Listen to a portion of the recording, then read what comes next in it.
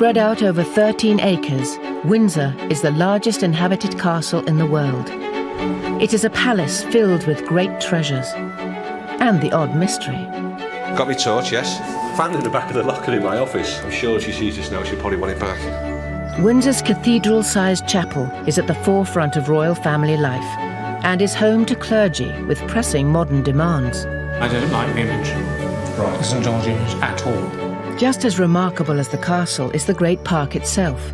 Miles of idyllic public countryside wedged between the River Thames, London's suburbs, 3 motorways and the world's busiest airport. The famous story, of course, is that American tourists was heard to say, well, why did they build the castle so close to London Airport? Both house and garden have to pay their way in an unforgiving world. The castle depends on visitors to maintain its art. The chapel must fund itself as well. The cost estimate is £404,000. The estate also has to make ends meet. Any good, are they?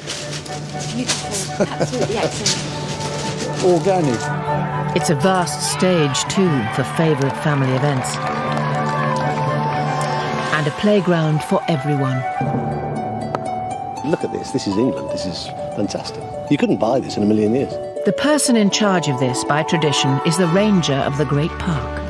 The present one has held this position for more than 50 years, longer than anyone in history. But the Duke of Edinburgh has never previously given an interview while on his rounds. He's taking yet another picture of me getting out of the car. And absolutely persistently every time. Like every ranger, he knows it's his duty to hand it on in good shape to the next generation.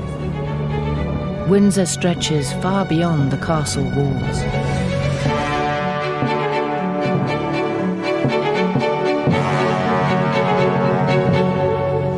Friends had some of these parakeets or budgerigars, as we thought we'd got some of those, and then I thought it'd be rather fun to have some doves floating about.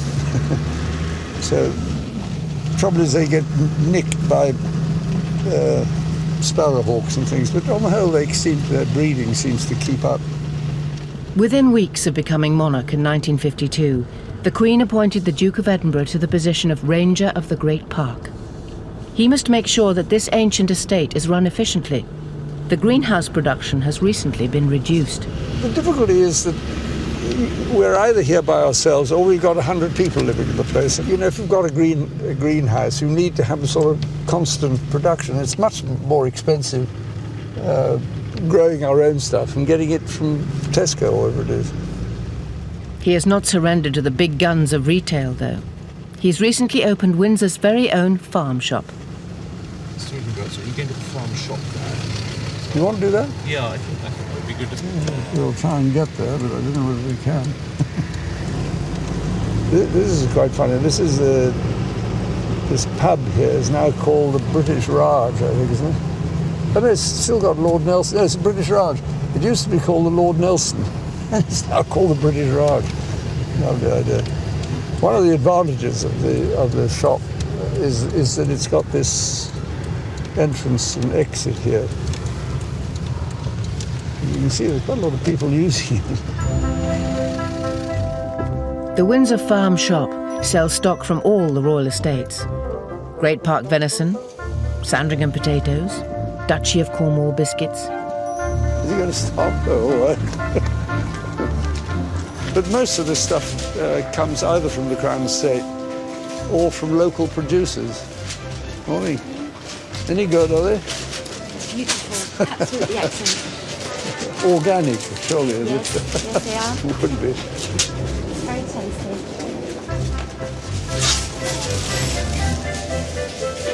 All the butchering is done in the back there, or right here in front of everybody. And the majority of this comes from off the estate, but a lot of it comes from other local producers. So I think we're going to sort of clog up the system if we stay in here much longer. Do you think? Morning. Morning. The public are about to arrive at the castle too. Castle Superintendent Major Alan Denman begins his daily patrol. Very fond of it. It's obviously over 1,000 years old. Is it 1,000 years? And you know, something's got to be taken care of. Oh, they're just coming through, right?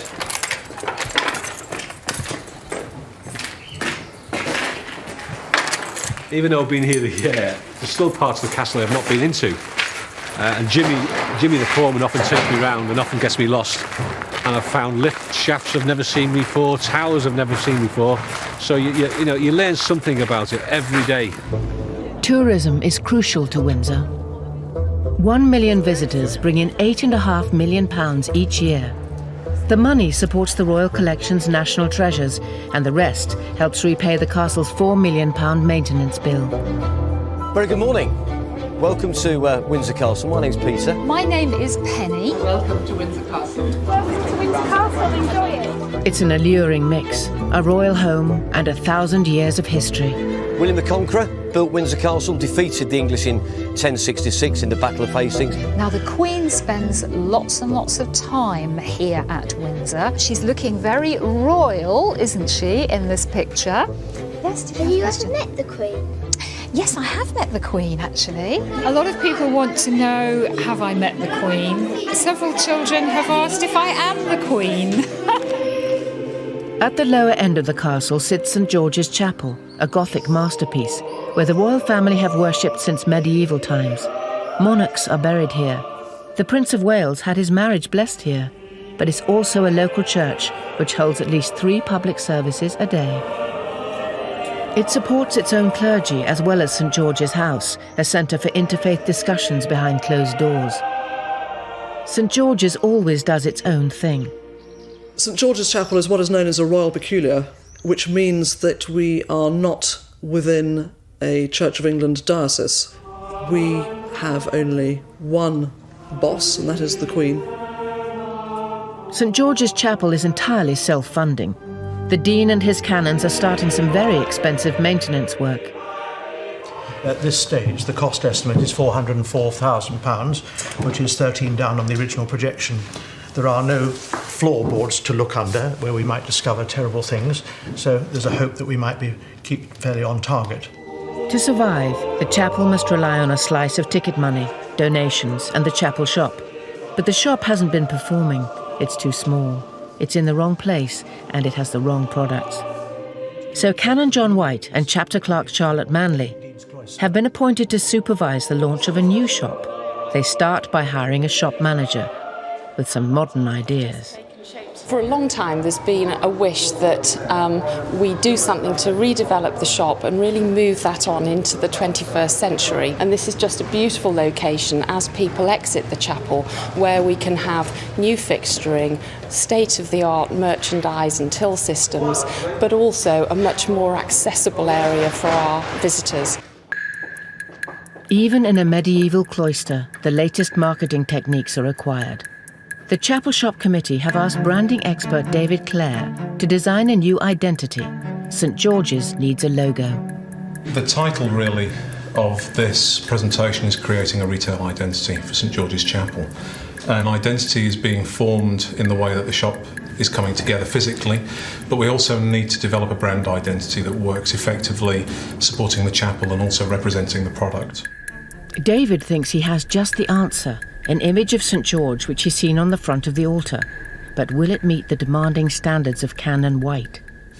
The St George from the tapestry is actually a very, very beautiful tapestry.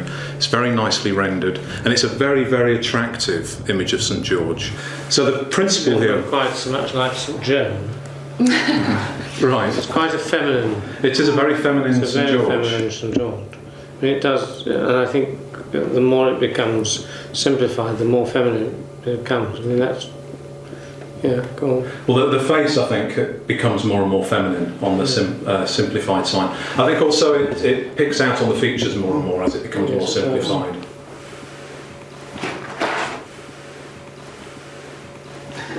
Can I start with a few straight questions? Yes, do.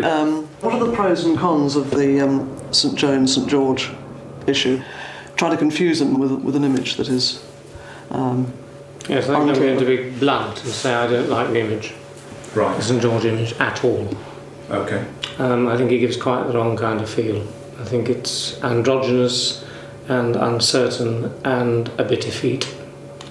And it has, as far as I'm concerned, all the kind of soppy romanticism that I don't think we ought to be showing. So the answer is no on St George. I think we would certainly be happy with St George, but not St George. that particular one. Canon White leads the search party around the chapel to find a more virile St George. I think there isn't a St George on this window, except Yes, there is. he's Yes. kneeling somewhere, is he? In the centre. Oh, in the centre. No, he's not. no. That's St Michael the Archangel. He has wings, so he's St Michael the So he Archangel. does. Right. I think it's fun. Okay. It's fun, but it wouldn't work for this.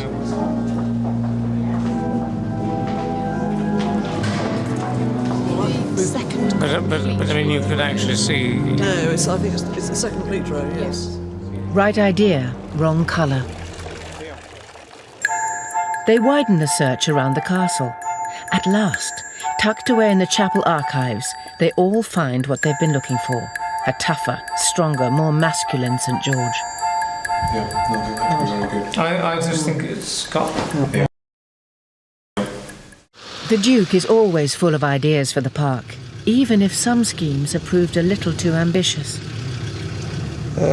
That great tank there is the remains of an attempt to have a biogas plant. We thought we'd try and put all the manure in from these two farms, and then it went through a digester, and it comes out as sort of fertilizer and produces some gas as well. Unfortunately, while they were doing something to it, the digester blew up, so we had to get rid of it. It's quite difficult to get it right. He shares his love of innovation with a previous ranger, also married to a queen, Albert, Victoria's Prince Consort. This is the Prince Consort's farm and was designed by him, and is a dairy farm. We got about 200 Jersey cattle in here. And the Shaw farm is the one further up, which is Ayrshire cattle. At Shaw Farm, Adrian Tomlinson looks after the Queen's Ayrshire herd. Something I'm very proud of doing is breeding pedigree cattle for Her Majesty the Queen, and hopefully I'm doing a good job of it. I'd been here probably about 6 months before I first met the Queen. I was taking the cows back to the field after I'd milked them, and the Queen pulled up in a car and sort of said hello and etc. And I was very aware that I should have perhaps changed my overalls that morning and hadn't done, and what a state I was in. Adrian's arch rival is Andrew Buckland. He runs the other royal herd, the prize-winning Jerseys at Prince Consort's farm. Her name is Good News. She was a supreme champion at the Royal Forest Show last year, and we're taking her again this year. It's a fairly fitting name, we think. We hope. Might be bad news after tomorrow. I think she's as good as she was last year. I mean, Adrian's got some very good cows I've seen up there, but I would hope that she does well, hopefully as well as last year. Andrew is the reigning champion in these parts. But as Windsor's big agricultural show approaches, Adrian and his Ayrshires are determined to steal the crown off the Jerseys. He wants his cows to be the Queen's top herd. The Windsor Castle labyrinth extends far below the surface. Castle Superintendent Major Alan Denman is still finding his way around. We're going to the Fender Smiths. I do like to get around the castle and have a look at various parts of the castle. And there's a tunnel underneath the Fender Smiths room. So we're going to have a quick look down there. I've had a look around the boiler room. And even though I've been here just over a year, there's probably about 25% of the rooms and places I haven't been into. So I do like to have a little wander now and again. Got my torch, yes. I found it in the back of the locker in my office. And you can see it's got Her Majesty the Queen on. But I'm sure if she sees this now, she'll probably want it back. Right, here we are in the hub. The operations room, the Fender Smiths. Tell us about this sign on your door here. I think it was one of the policemen having a bit of a laugh on his computer. It's a laugh, isn't it? Yeah. I don't wear such a big nappy as the boy there, but yeah, it's all right. Yeah. Right, let's have a look at this tunnel.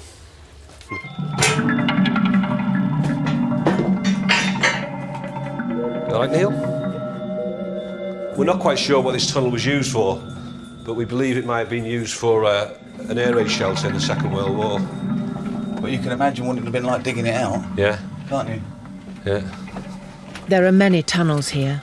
No one is entirely sure when or why this one was originally built, but it's probably medieval. Back then, the castle's occupants always needed a way out during a siege. Yeah, quite nice. We could have Windsor spring water, we make a fortune. This is where the Fender Smiths keep their wages. Yeah. That's why there's 2 strong rooms rather than 1. Did you enjoy that, Alan? Yeah, it's another part of the castle I haven't seen, and it's very interesting.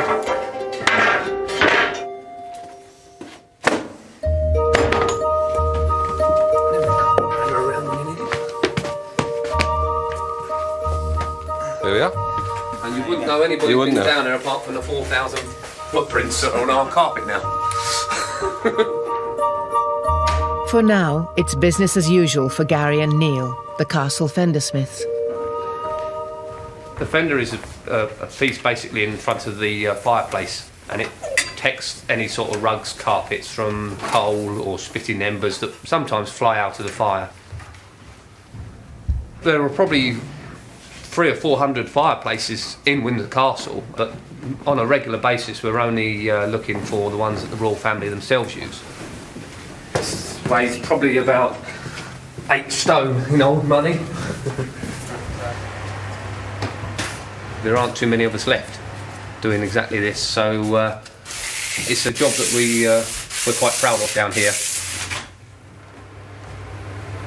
My cousin used to be a cabinet maker. His son was in one of the pantries for a while. My dad did my job before me. His mum was in the turkey farm down on the park, so yeah, we're sort of 3rd generation here. So it's a long old tradition for me. Once the royal family are in residence, it's always time for the Fender Smiths to smarten up. 9 times out of 10 we try to get in and out without seeing anybody, but there are times when you do bump into guests and members of the royal family, so hence the livery goes on. Gary was in charge of lighting fires at the time of the 1992 fire, but he has a clear conscience. We know the big one wasn't anything to do with us. Our fires are fairly regulated. That was one of the days when we would have lit a fire for Her Majesty. So, needless to say, I said to her page at the time, I don't think we'll be lighting a fire today, as unfortunately the castle was burning. It's not a bad one, is it? How does Father Christmas get in Windsor Castle this time of year then? Father Christmas will come down one of our chimneys if he's got a pass. Father Christmas isn't, I don't think, on the computer at the moment.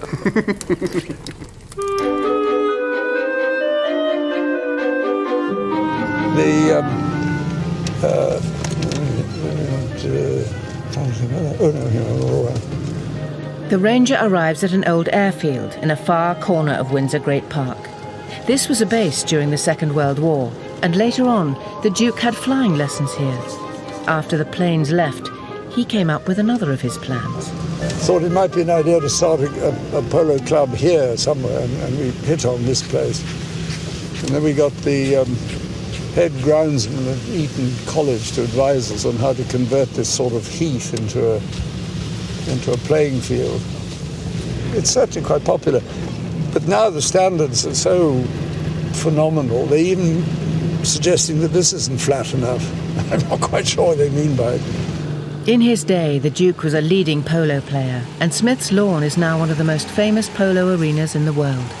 And when there's a polo tournament going on here, and there's a Windsor Park Equestrian Club going on here on one weekend, there's probably 1,000 horses on Smith's Lawn. Ladies and gentlemen, good morning. Today, the Ranger's grandson is keeping up the family tradition. Welcome to the marvellous polo match we have here for you this morning.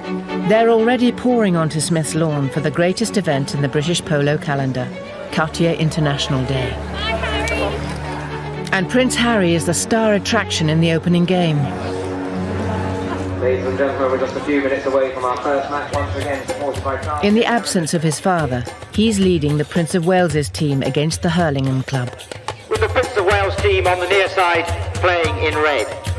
Prince Harry, number 1 in the red shirt. Players line up, in goes the ball, straight away. As Prince Harry gets into the thick of it, the crowd of more than 20,000 are almost as excited as the commentator. Prince Harry's side have broken through. Prince Harry's side is there. They're going out in front. Warwick comes back. Prince of Wales is going to be the next. Prince of Wales comes through with the ball. He's got a chance to put it through the goal. He's gone! No! No! It's gone wide! It's gone wide! Ooh la la! In St George's Chapel, everything is being done to get the new cloister shop ready for the grand opening. The suitably masculine St George has finally been turned into a logo.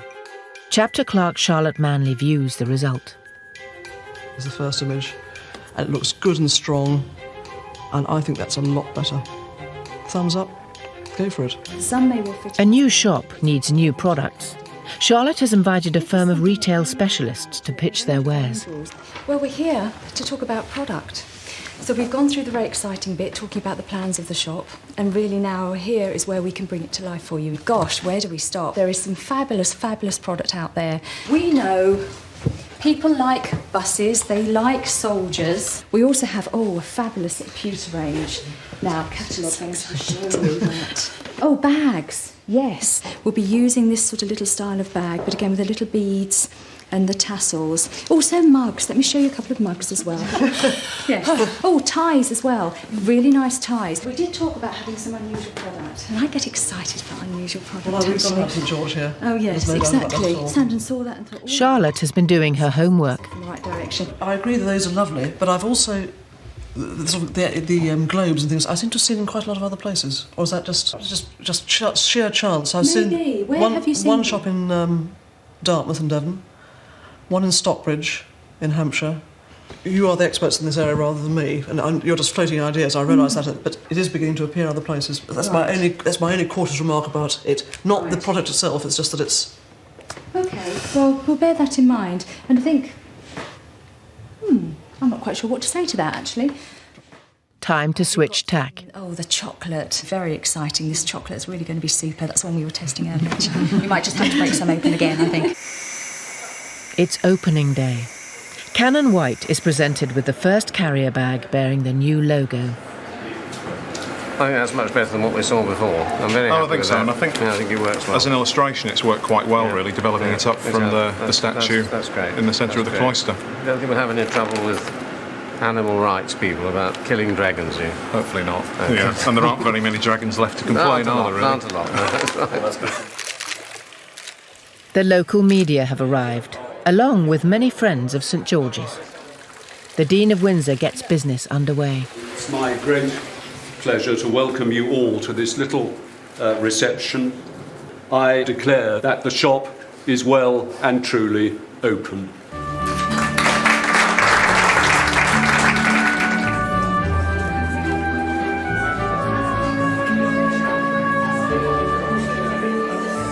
It's always a problem having a shop in a church. People have got quite strong ideas, and because of Christ driving the money changers and the sellers of doves out of the temple precincts, people have always got that at the back of their mind. But economic realities can't be ignored. Well, the money that we get from the shop is key. This place doesn't run on no money at all. It takes a lot of cash to fund the choir, to fund the buildings themselves, to pay salaries. And the funds that we get from the shop are very, very important to that whole game plan. Delighted. Really first class, absolute top standard shop. I think if Lord Sainsbury says that we've got a decent shop, it must be a decent shop. And your receipt. In the first month alone, takings at the new shop were up by nearly 70% on the old. Another victory for St George.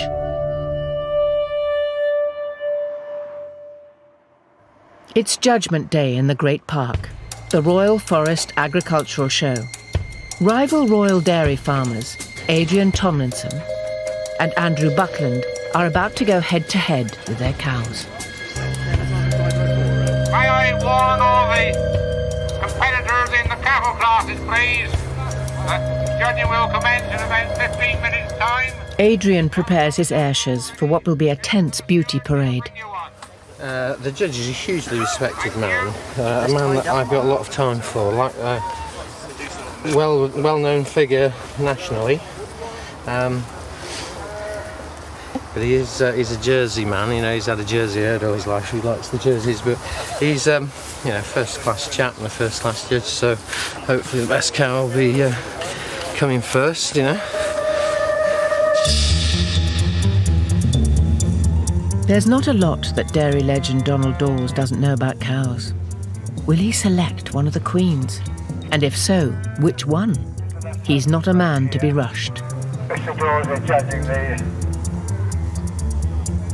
representatives of the Royal Farms in hosting this show once again at Windsor Great Park. A marvellous setting for a show. All the preparations have come down to this one moment. Andrew and Adrian can only stand and hope that their cow will be the dairy queen. Dairy champion, right? Well done, Adrian. Yep. Thank you. With the dairy champion trophy to stick in his cabinet, Adrian is off to celebrate. At the heart of Windsor Great Park is the York Club. It's the social hub of the estate community. Tonight, there's an added attraction, a charity ferret race. Okay, any last bait? So are you ready? Go! Lane 2's in the lead, 4-1-1. I'm lane number 1 here. He's actually doing very well. Lane 3's going backwards, but lane 4's still heading for home.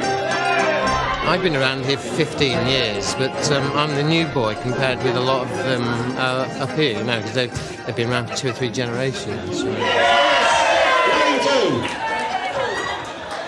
2. Lane 2 was the winner.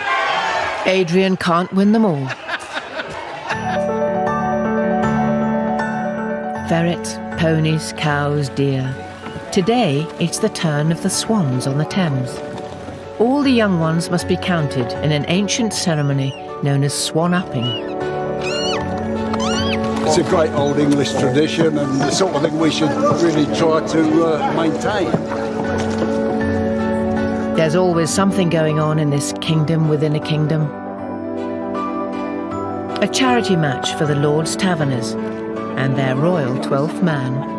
To play the great English game in this setting is just brilliant. Zara Phillips represents Britain at the Windsor Horse Trials, in front of the family. They're ever so bendy. Right, look, like that, like that. School's open day at the Crown Estate headquarters. Like the castle, the grounds have a pageantry of their own. The Queen!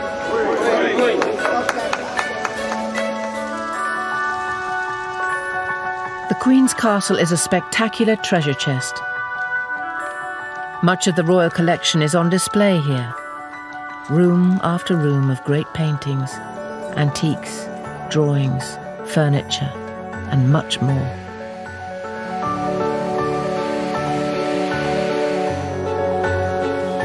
Is that made of gold? Made of gold? It's silver gilt, so it's silver covered in gold. Silver covered in gold. How much would all that cost? Over $1 billion? I think it's priceless. No one can put a value on it all. There would be much, much more if Oliver Cromwell and his Republicans had not sold off most of the earlier royal treasures after the English Civil War.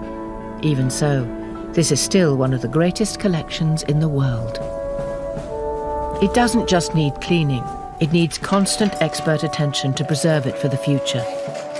And it must also be shared with other exhibitions, so something is always on the move. The collection is regarded as a national asset. The paintings which have been handed down from generation to generation are, in effect, in a sort of position of trust, and the sovereign is the person who ultimately has responsibility for their well-being, in a sense, although we obviously would do all the work, so that they're preserved for, in effect, the nation. Every painting in the royal collection comes back to Windsor when it requires work. We've got a rather large Rubens, a very, very important painting from Buckingham Palace. It's horribly covered with old varnish, old repaint. It's brown. It does need a lot of work. We would never put that painting on public show in the condition it is now. People probably don't realise how much work is behind the scenes. I mean, the ideal is that you shouldn't realise. You shouldn't look at the paintings and think, gosh, they all look as if they've been cleaned recently. They should just look good. Windsor is a merry-go-round of great art. The painting, which has just left the state apartments, is a Windsor favourite, The Chinese Convert by Kneller. Rupert must give it a full inspection before releasing it on loan to the Victoria and Albert Museum in London. The Royal Collection does get a lot of requests for paintings to be loaned to exhibitions, and if we can, we do oblige them with that, because it seems important that they are seen by the public, if not in the castle, or in an exhibition elsewhere. As one masterpiece departs, another returns. Rupert and his team are reuniting Queen Anne with her husband, King James I of England. She was the daughter of the King of Denmark. Her brother became the King of Denmark, and she married the King of England and Scotland, and then her sons were future kings. So she was a very proud, proud of her lineage. All right, Rich. 1, 2, 3. And so the merry-go-round of great works continues. Can you swing around? It seemed a shame not to have his queen next to him. He's been here for a long time, hasn't he? The James I. And even though it's not an exact pair, even though they weren't meant to be necessarily seen together, they're both the same artist. They're the king and queen. The dating's appropriate. You've got the next generation here with Charles, and so it's a very appropriate picture. Ready?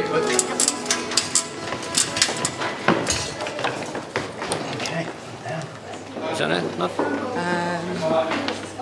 Yeah, that's good. Yeah, sound it. The castle is not the only place to see the royal collection at Windsor. In the home park, the castle's back garden, sits an elegant 17th century mansion, once home to Queen Victoria's mother. On display are tables and chairs which have been around the world many times. It's a kind of memorial to Britannia. When the royal yacht was decommissioned in 1997, Prince Philip wondered what to do with all the furniture. Well, we just had it, and I just thought it'd be a good idea if we kept it together. And the ballroom here didn't have any furniture, and I thought that if we took the dining room furniture from the yacht, it fitted almost exactly into there. And so we got the table, the main table, and the sideboards and chairs and things of that sort. And then we thought, well, we might as well put up all the china and silver in there too. The royal family often retreat to Frogmore for privacy. And yes, it's used quite a lot because when the Queen comes down here, takes the dogs out here, and that's why, because it's enclosed anyway, so that to keep hopefully to keep the rabbits out, but it's not very successful. It's easy enough to drive a team of horses or ponies around. It's not so easy to drive a car around. There's some odd dog grade there. Dog grey? Yes, looks like it, yeah. They're dotted about all over the place. That's Queen Victoria's mausoleum. This is the sort of family burial plot. Maybe we can stop here, sir, with what end in view? To talk about mausoleum. The mausoleum's a mausoleum. There's not much you can say about it. It's much easier to take a picture of it.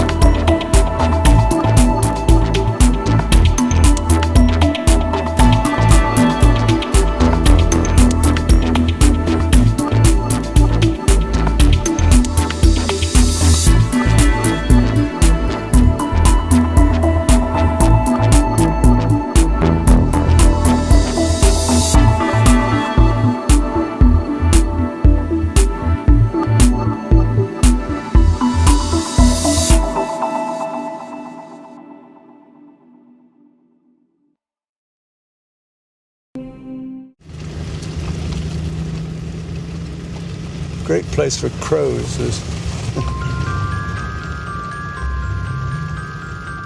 Of all the Duke's projects as Ranger, he's particularly proud of creating a new deer park at Windsor.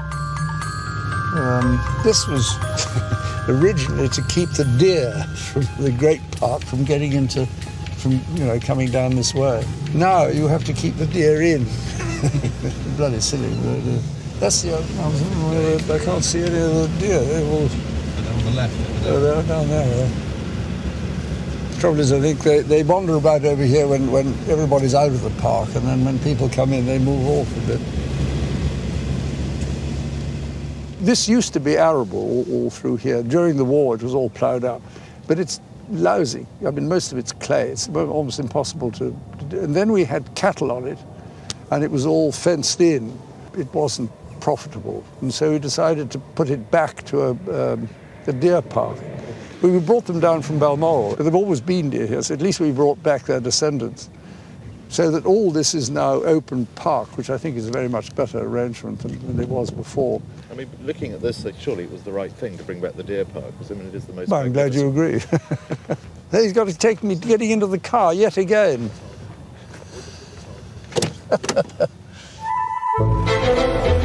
Perhaps the greatest challenge for the park during the Duke's era has been the increasing numbers who use it. I think many more people use the park now because what's happened in the last 50 years is many more people have got motor cars. They can travel further, so that a huge number of people just can drive here. It wasn't always like this. George IV, believe it or not, would not allow anybody into the Great Park at all, not even his household. And we're delighted to share it with them. I mean, the community shares in it. They can take their dogs for a walk and that sort of thing. And people come from all over to walk about it. Good heavens, I mean, compared to most people, we're extremely fortunate to have any open space at all. The Duke believes that the main duty of every ranger is to be a custodian for the future. I mean, life's going to go on after me. If I can make life marginally more tolerable for people who come afterwards, or even at the time, I'd be delighted. The next generation are equally attached to Windsor. Tonight, just weeks before his wedding, the Prince of Wales has gathered celebrities and business leaders here to support his Prince's trust.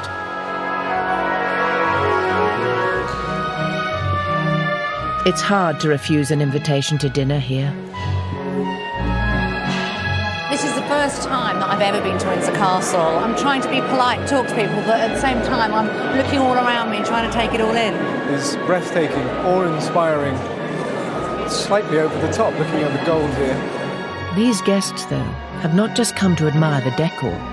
They're ambassadors for a trust which has been helping disadvantaged young people for 30 years. Kenny Ross was jobless and homeless until the trust helped him build a new life. He's also a keen guitarist, and tonight he's not only having dinner at the castle, but he's made a new friend, Eric Clapton. Things like this don't happen every day, does it? No. Bizarre, I'd say bizarre. It's unreal. Kenny is not the only one who's a little dumbstruck by the occasion. It's overwhelming, isn't it? It's a bit overwhelming. I'd like to be here on my own, to be honest, so I could just walk around and have a look. Nicky Chapman has just seen the seating plan. Well, I'm actually sitting at his table. Yes, I think I'm actually sitting rather close to him, so I'm going to have to be on my best behaviour. But before anyone can tuck into their lemon-cured salmon, the host reminds them why they're here. Well, ladies and gentlemen, I couldn't be more delighted than to welcome you all here this evening to Windsor Castle. Now, all I ever wanted to do when I started the Trust 3 decades ago was above all to make an investment in the future, pure and simple. This cause has been close to the Prince's heart for many years. The future Duchess of Cornwall will be attending many evenings like this in the years ahead. And believe me, there are literally thousands of young people out there who do need it. All I can say is you are quite literally saving lives. So thank you all very much indeed.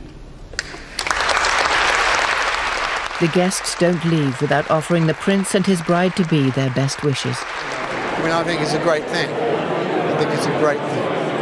And he seems very happy. wonderful. I think it's marvellous news. A proclamation of love, can't go wrong. The day has come. That love is about to be recognised formally and in front of millions around the world. Even for Windsor, scene of so many great state occasions, this will be an historic landmark. It's 142 years since a Prince of Wales was last married here. Una Windsor grigia, fredda e nature flags and whistles. Castle flagman Tony Martin has a somewhat larger model. It's so big that he's drafted in the Buckingham Palace flagman to help him raise it. Here we go. How big is this one? 38 feet by 19 feet wide. Fantastic. There's some like this. God, you see this from Heathrow. The flowers are monumental. 35,000 daffodils to honour the Prince of Wales. It would have been nice to put a few leeks in, but I think people might have said it smelt a bit. So.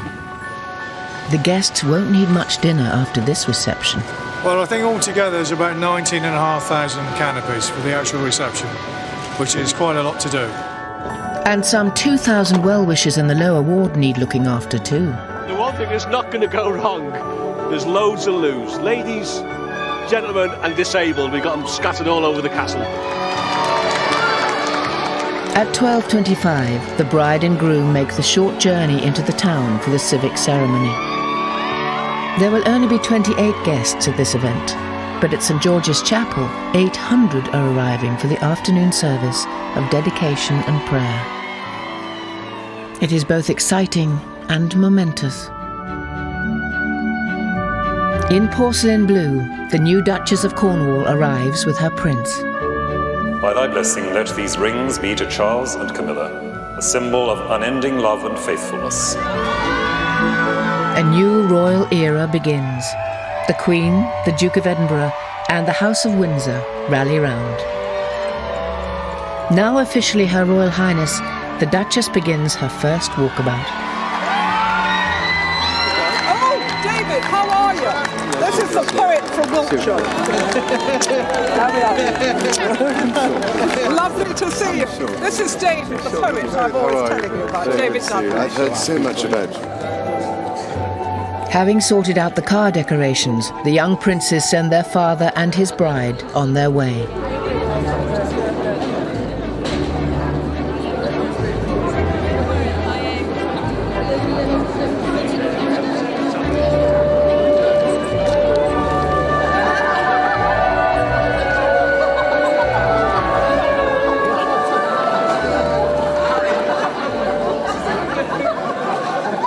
Absolutely fantastic, nailed it.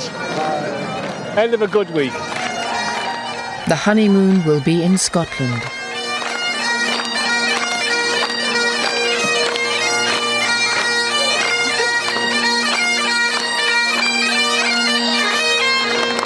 God bless you, Camilla. We have celebrated the start of something very, very remarkable. Those who were here today will never forget it.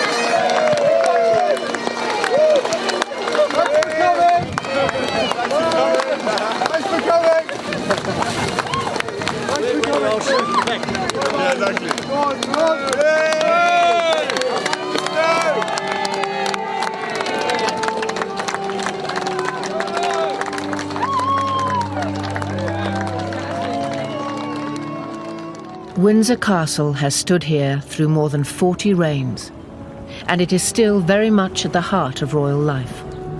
The prime challenge for every generation is to hand it on to the next. The Ranger hopes he has done his bit.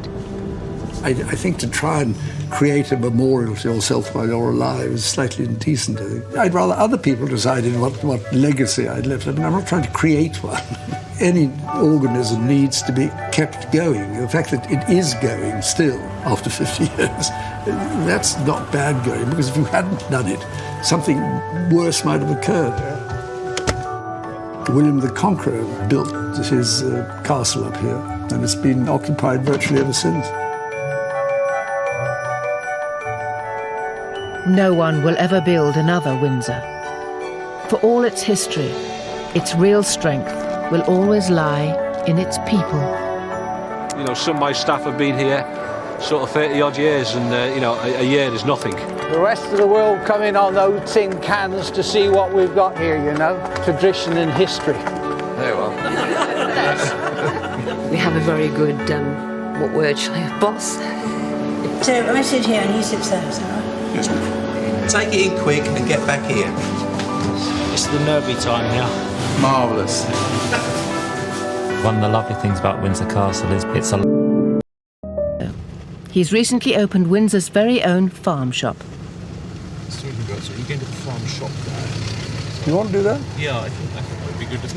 We'll try and get there, but I don't know whether we can.